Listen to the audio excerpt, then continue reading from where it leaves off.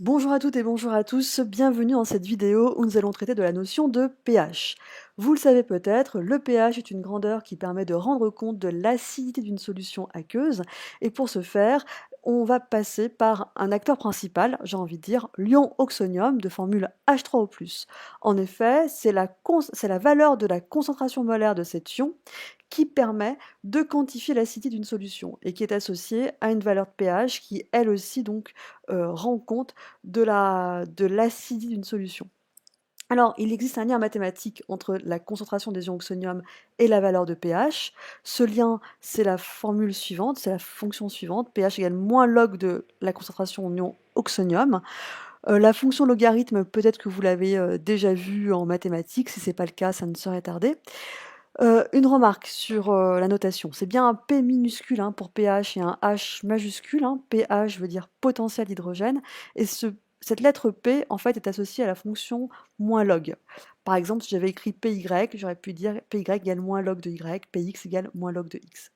Alors, ce qui est important ici, c'est bien repérer que si le pH est une grandeur sans unité, elle nécessite que pour calculer cette valeur à partir de cette formule, il faut que la concentration des ions oxonium, elle, soit en mol par litre. Alors, ce n'est pas grave hein, si vous ne connaissez pas les caractéristiques de la fonction logarithme. Ce que je vous demande, en tout cas pour ce chapitre, c'est de repérer la touche de la calculatrice qui permet de faire tout simplement le calcul du pH à partir de la formule qui est écrite sur la diapositive.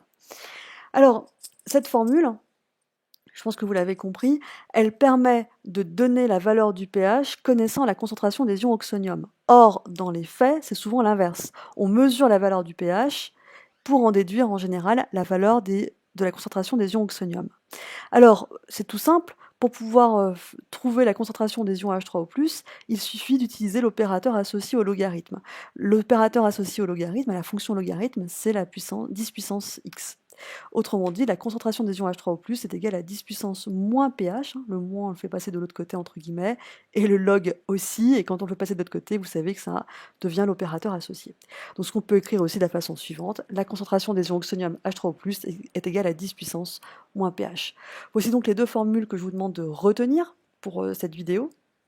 Un petit rappel, pour poursuivre, je vous rappelle que l'échelle des pH en solution aqueuse s'étend de 1 à 14. Entre 1 et 7, on a une solution acide. Entre 7 et 14, une solution basique. Et pour un pH égal à 7, on a une solution neutre. Le défi de la vidéo est le suivant. À quelle valeur de concentration d'ion oxonium ces valeurs de pH correspondent-elles? Comme toujours, vous mettez la vidéo sur pause et vous la relancez pour voir la réponse. Alors, je présume que vous avez des éléments de réponse. Il suffit tout simplement d'appliquer la formule 10 puissance moins pH, d'où 10 puissance moins 14, moins 7 et de moins 1 mol par litre pour la concentration en ion oxonium. Une remarque, quand la valeur du pH augmente, on constate que la concentration des ions H3O+, diminue, hein, c'est pas choquant vu la formule, pH égale moins log de concentration en ion oxonium. Pour finir, un petit mot sur la mesure du pH. Elle peut se faire en utilisant ce qu'on appelle des indicateurs colorés. Ce sont des solutions, des espèces chimiques, dont la couleur dépend ici de la valeur du pH. On peut citer par exemple le BBT, hein, le fameux bleu de bromothymol, qui a une couleur verte à pH 7, bleu pour un pH supérieur à 7 et jaune pour un pH inférieur à 7, ainsi que la phénylphtaléine et l'hélianthine, qui ont des zones de virage de couleur pour des valeurs de pH différentes du BBT. Rappelez-vous aussi le jus de chou rouge qu'on avait étudié ensemble, ou que vous avez étudié avec un autre professeur, bien sûr. Donc l'indicateur coloré lui donne une sorte de zone, une gamme de valeurs de pH pour la solution étudiée. Le papier pH, lui, c'est un papier qui est imbibé d'indicateurs colorés dits universels. Donc je vous rappelle la procédure sommairement. Vous découpez un petit bout de papier, hein, pas très grand, vous déposez une goutte dessus de la solution dont vous voulez étudier le pH et vous comparez la couleur prise par le papier avec l'uniancier. Donc là, vous avez la détermination du pH à une unité près.